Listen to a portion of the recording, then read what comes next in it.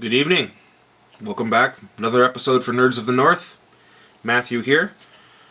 I thought long and hard about what I was going to talk to you guys about for this episode. And I've been putting this episode off for a while. I didn't really know how I was going to go about talking about it, because there's a lot of stuff to get through.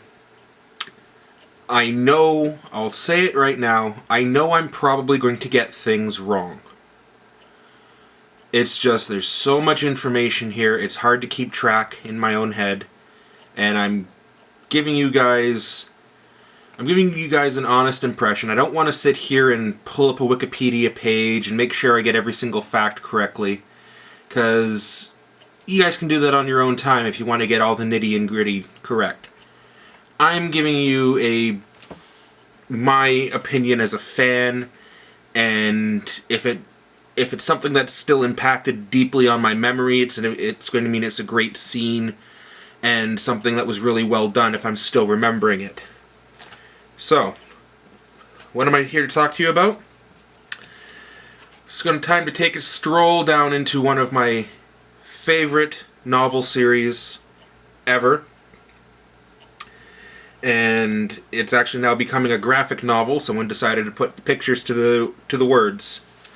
I have the graphic novel, first part of the graphic novel here to show you. I'm talking about Robert Jordan's The Wheel of Time. Now, Eye of the World is the title of the first book. The series Wheel of Time. This is a long fantasy series. It's 15 novels long. There's 14 in the series from Eye of the World forward, and one prequel. The prequel is New Spring. And this series, it's the definition of epic fantasy. Now, a lot of people consider Lord of the Rings to be an epic fantasy. I'm one of those people. I truly consider Lord of the Rings to be an epic fantasy tale, just because the scope of what happens in Middle-earth is so broad. Well, Wheel of Time makes the Lord of the Rings look small in the amount of just what's going on in the world. This is a series where you have so many characters that you have to follow along or keep up with, and so many different things happening to them that sometimes for half a book you won't even hear from that person. They'll show up near the end of the book. Even to the point of sometimes, there might be an entire book or two where you might lose a character completely, and then they'll come back. And it makes sense how they come back, because the story is so cohesively written. Robert Jordan, he was a genius. This series is fantastic. Now, I first started reading this series when I was in high school. Maybe I was about 16 or 17 at the time when I started reading Eye of the World. It took me a little bit to get through Eye of the World, I will admit. I got about halfway through, then it hit a little bit of a lull. I wasn't fully gripped in with the characters, I didn't really feel like following the story fully, so it took me a long time to finish that book. But once I finished that book, I couldn't stop. I read Book 2, The Great Hunt. It was fantastic. Book 3, Dragon Reborn. Another really good book. The Shadow Rising, another great book. Fires of Heaven was mind-blowing with parts. Then the incident happened. I came across book 6, and the prologue for 6, at the time in high school, I could not get into it. I don't know if it's because I wasn't digesting the dialogue properly, or if I was just in the wrong mindset, but I could not get gripped by the novel. So I stopped at book 6. I didn't get through the prologue. Now, book 6 is this big. That's about that thick, okay? These are thick novels.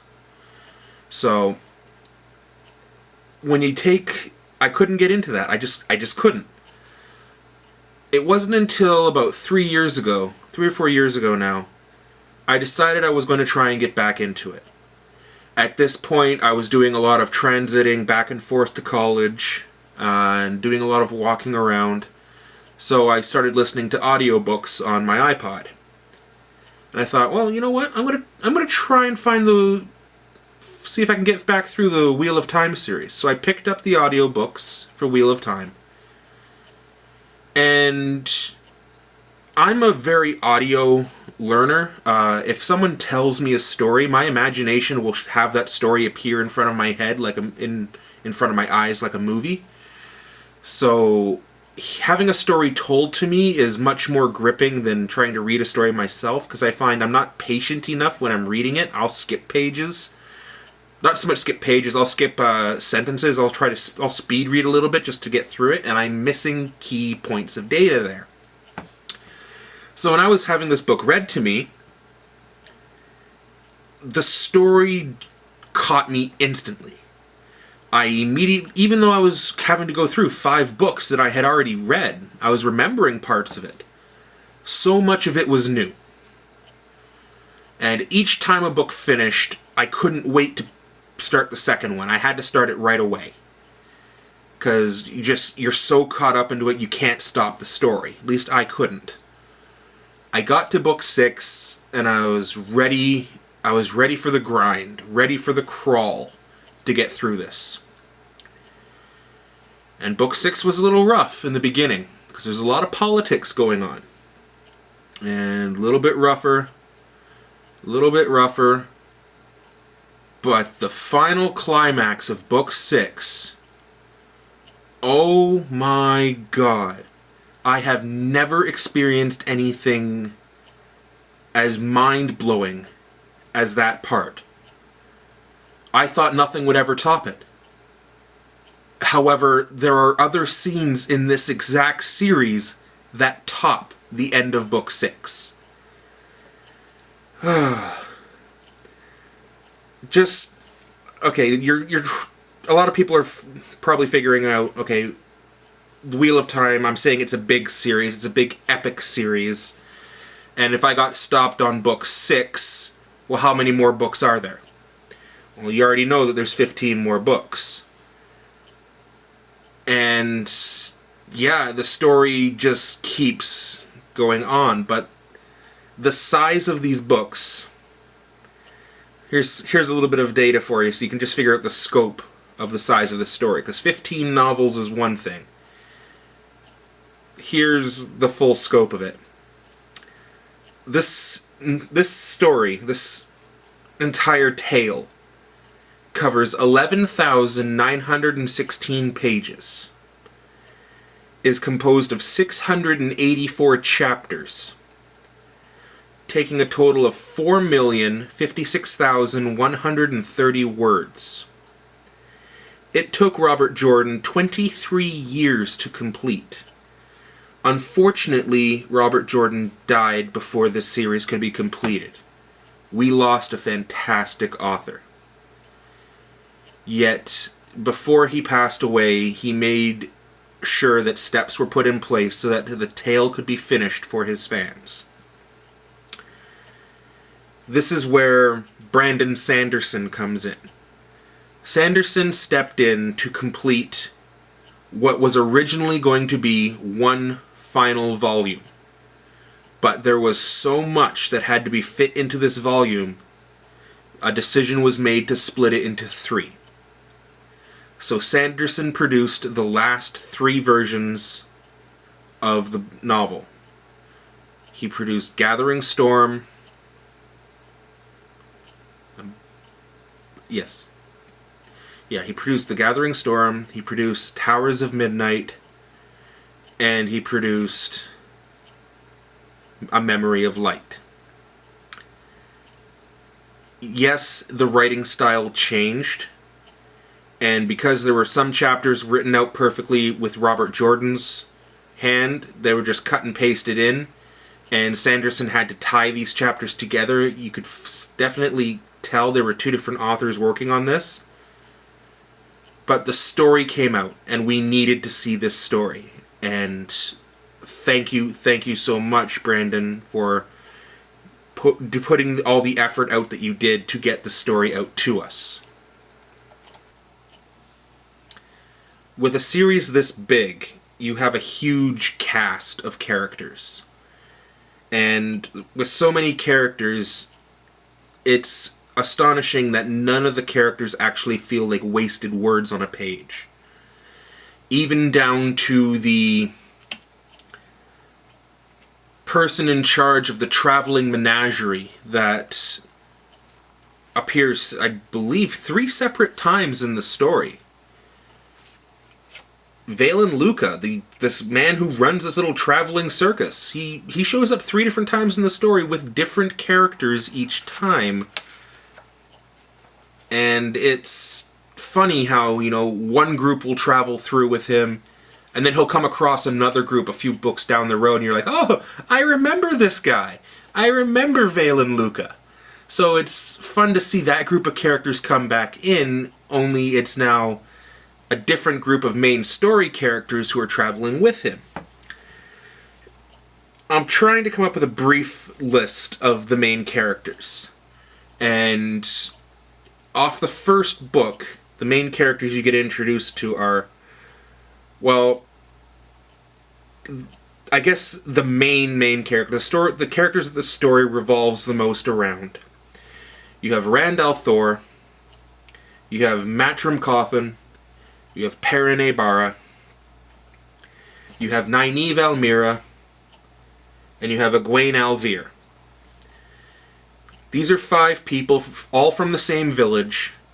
They start off in Wheel of Time, or in Eye of the World, and they're brought straight through to the end. These 5 characters are where your story is primarily spinning around. Mostly it's primarily spinning around the 3 boys, Rand, Mat, and Perrin. And all the other characters tend to weave around them. It's funny that I'm saying weave, because, well, if you read Wheel of Time, weaving is rather a well-used term. It's that, say, everything is made out of threads. Every life is a thread, and the world is all those threads woven into a pattern. Well, certain threads are so pivotal to the actual pattern as a whole that they can affect the pattern. These characters would be called ta'veren. And Rand, Mat, and Perrin are all ta'veren. So the pattern spins around them and spins the strongest around Rand, who is the strongest ta'veren.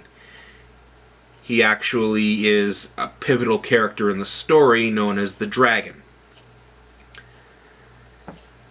Accompanying characters to go with this, you have Tom the Gleeman, Lan and Moraine, who is Moraine's an Aes Sedai. I guess to put it crudely, they'd be a witch, a magic user. Lan is her warder or bodyguard. Loyal, which is a Ogier, he's massive. Like, I'm talking a head probably, like, you wouldn't be able to fit his head on the screen type thing. He is a huge character. I don't actually have a picture of him on here. But yeah, I can show you some from off the graphic novel here. Okay, so red hair here. That would be Rand. Tiny guy down here in the corner, that's Mat.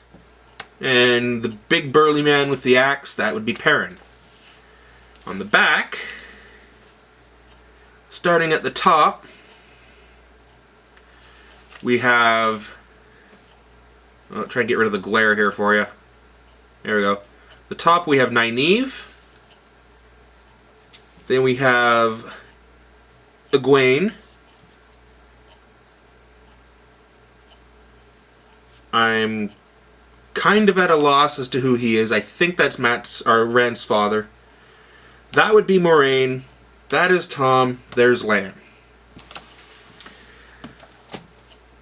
That part really makes no sense, but whatever. You get a little bit of an idea of what the characters actually look like. Even in upcoming novels, you add even more major characters. Like, you could probably easily pull together a list of 50 names as the main characters of this story. And when sometimes they're gone, sometimes they come back. And the funny thing is you'll notice there's a character in here, for example, Min. Min you meet in Eye of the World and you think just as a passing, oh, she's not going to be that important. Oh, she's pretty pivotal to the story, and she shows up 2 books later down the line. And you find out just how pivotal she is. Actually, she shows up at the very end of the next book and is pivotal down the line. Every character has a purpose. And it's been described to me that Jordan sort of began at the end of his story, and he worked backwards to make sure that everything fell into place. Every little twist and turn fell in and worked. Because you'll hear about something that happens in book 6, and if you're lucky on your first read through, you'll have remembered it all.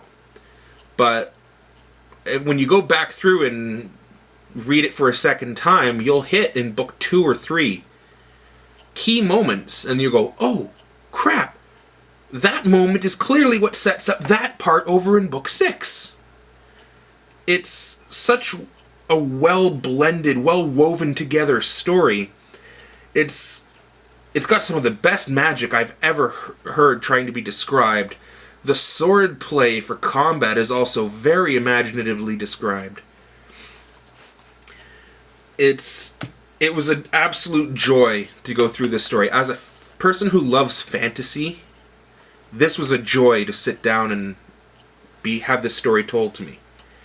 Now, the book experience, it took me 461 hours, 25 minutes to get through this story. That's just over 19 days worth of audio to sit down and listen to. I used it for road trips, I used it for public transit, walking around town.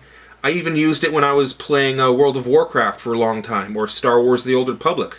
If I'm grinding a character in an MMO, I'll put the audiobook on in the background because I'm really not doing much of anything else. And it was read by 2 people. We had Michael Kramer and Kate Redding who did the reading. And they did such a good job. They tried to make unique voices for each character. Very well paced, very well told, and it worked in a way that the story gets caught in my mind so often. Like, I still go through and listen to these. I'll put on an audiobook and I'm like, oh, okay, I want to listen to chapter 47 of this, because in chapter 47 here, I remember there's an epic battle, and I want to relive that epic battle. So that's part of the reason why I love the audiobook. Now, epic battle and epic moments, I'll talk about a few of them. There's going to be spoilers, but with the series that's 15 books long, you know, you can forgive me for the spoilers, because you'll get so engrossed in everything else that's going on, you won't really understand, you won't really realize that I've told you a bit about this until it's happening, and even then, with the detail that you're experiencing in the book or audiobook, however you choose to go through the story, I'm not really ruining that much. Okay, some of those epic moments. How about the Heroes of the Horn showing up in Falma? A horn that, when blown, summons the dead heroes of legend back to be spun out into the world to obey and help the dragon at his time of need. It's said that these heroes will show up at the last battle. Well, they actually show up in book 2. And the last battle's not till book 15. 14. I'm not counting the prequel here, so. That is a fantastic moment. They ride out of the sky, all these ghostly warriors, and force the Shan Shan back across the sea. There's so many battles in this that are so well told strategically and just basic combat-wise. Everything's imaginative, everything's unique. You really feel the battles as they're going on. Well, Book 6, the climax of Book 6 at a place called Dumai's Wells. If you've read the story, you know what I mean about Dumai's Wells. 60,000 Aiel, which are very, very tough fighting nomads, are trying to break onto a hilltop of about 50 Aes Sedai, 50 witches. These Aes Sedai have captured Rand al'Thor, and they're storing them in a treasure chest. And Perrin and his group of followers come to break Rand out. They're maybe 10,000 strong versus 60,000. And Perrin pulls out all the stops. He's a wolf brother. He summons wolves to his side for this battle, and they fight their way through the 60,000. They get pinned in halfway through, and suddenly doorways open up out of nowhere, slicing through Aiel.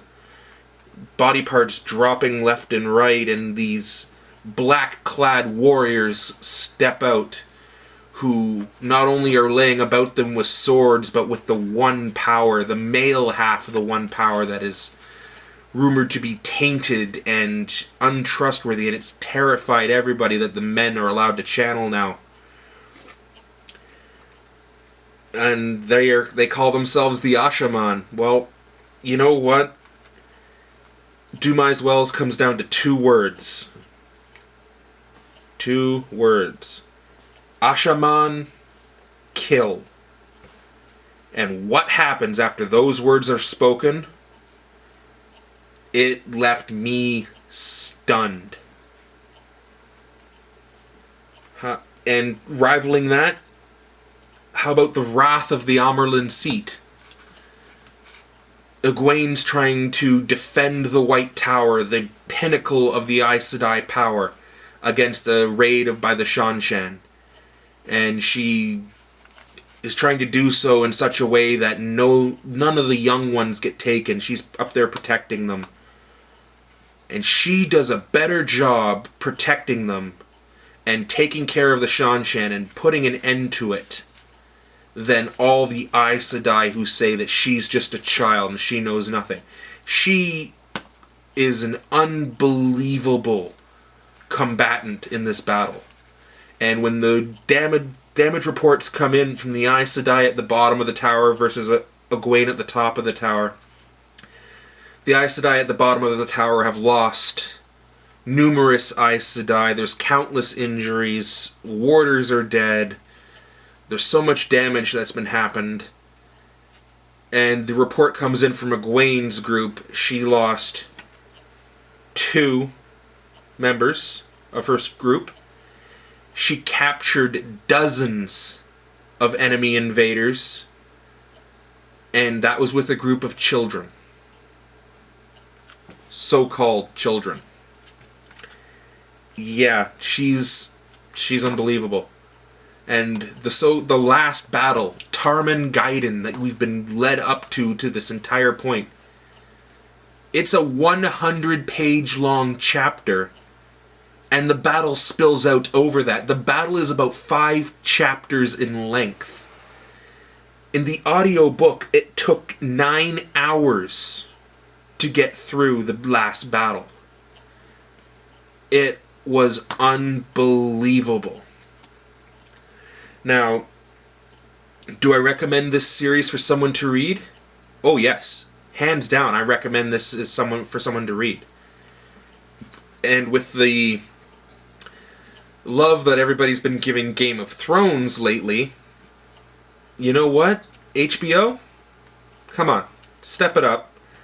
Let's bring the Wheel of Time to either this... You can't really bring it to the silver screen. It's more suited for television because you need more episodes to put out everything that this story contains. Let's see if we can get this brought out into a television show. It'll be fantastic. It'll be well worth the wait. And if it's done properly, it's going to be mind-blowing. My personal recommendation, let's get the group of people who made Battlestar Galactica, as fantastic as it turned out to be. Let's pull them in and let's get Wheel of Time out there. If they can put the same amount of care and detail into Wheel of Time that they put into Battlestar Galactica, you've got a masterpiece on your hands. Well, that'll be a long rant for today. That's my opinions of the Wheel of Time. There's so much more to say, but I don't want to ruin anything. And saying too much, I probably will start to ramble and screw things up even more than I probably already did. Sit down, read it. At least you have to give yourself the first 6 books. I know it's rough to do. Get the audiobooks, I would highly recommend. You'll get sucked in a lot easier that way. But give it a try. If you like fantasy at all, if you like epic storytelling, give The Wheel of Time by Robert Jordan a try. I really doubt that you will be disappointed. Take care, everyone. Have yourself a good night.